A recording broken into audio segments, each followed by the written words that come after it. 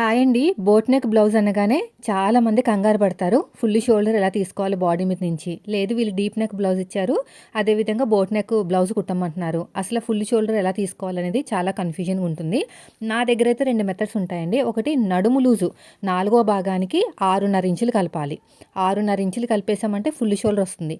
లేదక్క వీళ్ళకి నడుము తక్కువ ఉంది, చెస్ట్ హెవీగా ఉంటుంది అనుకున్న వాళ్ళకి చెస్ట్ లూజ్కి 5.5 కలపాలి.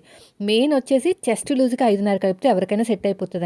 కానీ చెస్ట్ లూజ్ అనేది కరెక్ట్గా తెలియాలన్నమాట. అలా తెలియట్లేదు అనుకుంటే నడుము లూజ్కి మీరు ఏం చేస్తారంటే 6.5 ఇంచులు కలిపేసేయండి, సరిపోతుంది. ఓకేనా. చెస్ట్ లూజ్కి 5.5 కలిపితే ఫుల్ షోల్డర్ వస్తుంది. లేదంటే నడుము లూజ్కి 6.5 ఇంచులు కలిపితే ఫుల్ షోల్డర్ అనేది వస్తుంది.